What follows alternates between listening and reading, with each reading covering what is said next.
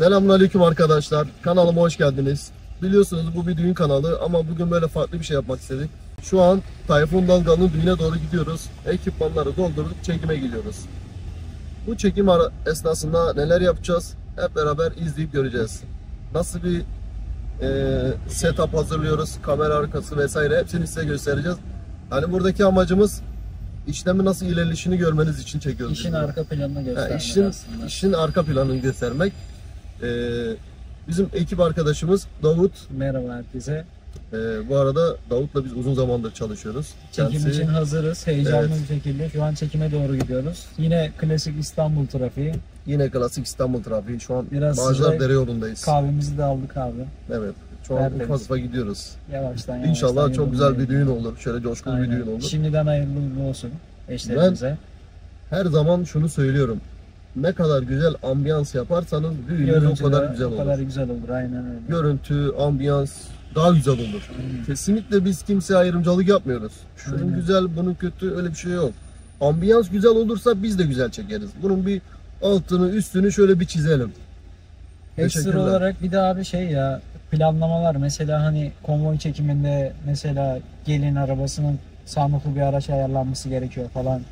Bunlar da önemli şeyler. Bence bunları da söylememiz lazım. Tabii şimdi biz damat evine oraya gittiğimiz zaman orada bir toplanıyor arkadaşlar, gençler. Orada hemen yapılacak tek işlem havai fişek patlatılacaksa nerede patlatılacak, hangi araçta sunroofta çekilecek o aracı tespit etmek, önceden bunu ayarlamak. Yani işin programsal kısmını yaptıkça iş daha çok güzel oluyor. Aynen öyle. Yani biz buluştuğumuzda çekim yerine, damat evine gittiğimizde şöyle herkes birbirine böyle bakmasın. Yapılacak şeyler belli zaten. Şimdi damat evinde buluşuluyor.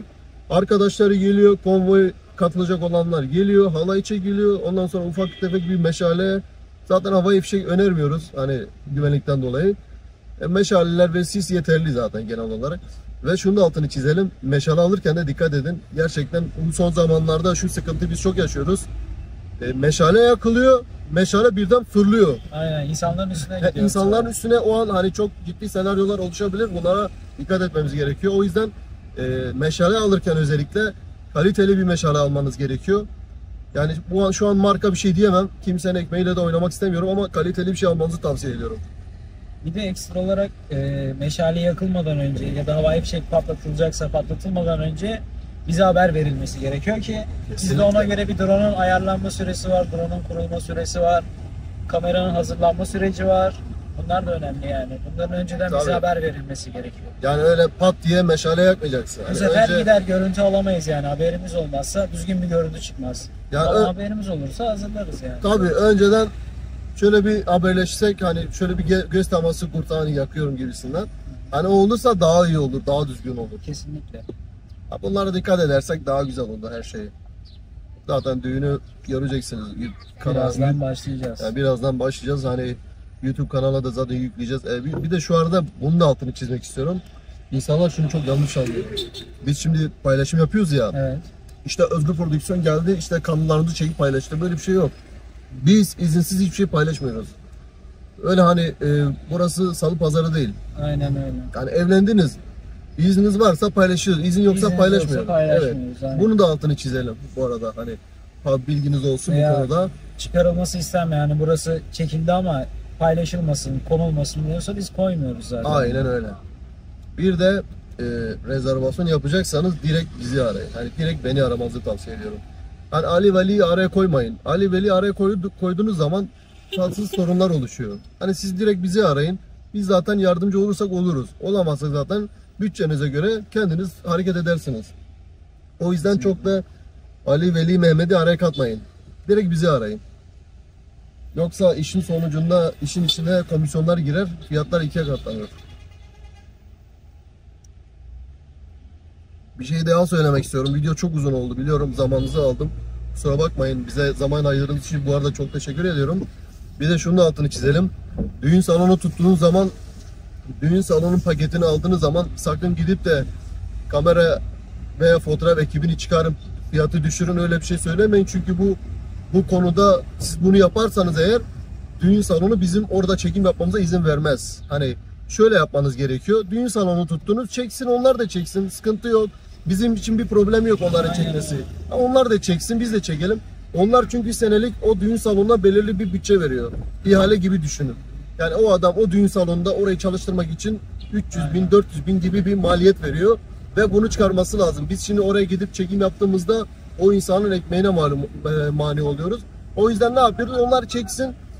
Hani çeksin, biz de çekelim, fark etmez. Yani herkes kendi çekimini yapıyor. Herkes kendi çekimini yapsın. Yani bunun da altını çizelim. Evet. Haberiniz olsun. Dediğim gibi çok vaktinizi aldık. Çok teşekkür ederim. Bizi zaman ayırdınız, bizi izlediniz. Bizim tek gayemiz, tek amacımız her şey güzel olsun. Çekimler güzel olsun. Hani mutlu olsun herkes. Hani tek amacımız bu. Başka da bir amacımız yok. Bu uyarıları o yüzden dikkate almamız gerekiyor. Kesinlikle. Teşekkür ederim. Bundan sonraki videoda kameranın nasıl kurulduğu, bizim ekipmanlarımız falan. Aynen. Şimdi, o sürece geçeceğiz. evet, şimdi sonrasında. kamera kurulum sürecine geçiyoruz. Hiç videoyu atlatmıyoruz. Videonun her saniyesinde detay var çünkü. Kaçırdığınız şeyler vardır. Ondan haberiniz olsun yani. Devam ediyoruz. Devam ediyoruz.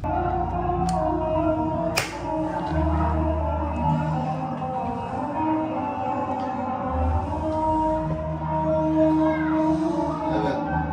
Salona geldik. Şu an 1-5 düğünü var. Cihazları kurup hazırlayacağız. Sonra gelin evin damat evine gideceğiz. Cihazları hazırlayıp sonra damat evine gideceğiz.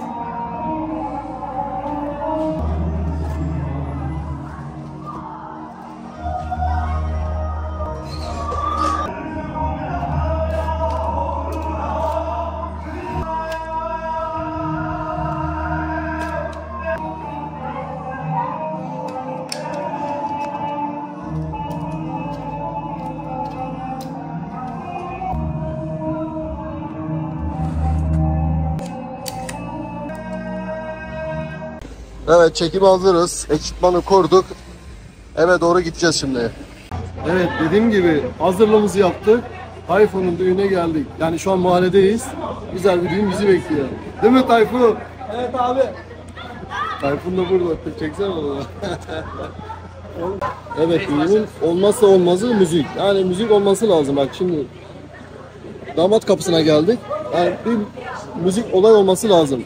Bu işin de en iyisini yapan Ömer. Değil mi? Evet abi. Tanıştırayım. Ömer En iyisi. Sarsılmaz. Yağmur savuntuyor. Yağmur sonunda evet abi. Bu. Yani böyle bir olay olması lazım ki gelen misafirler rahat rahat halayı çeksin.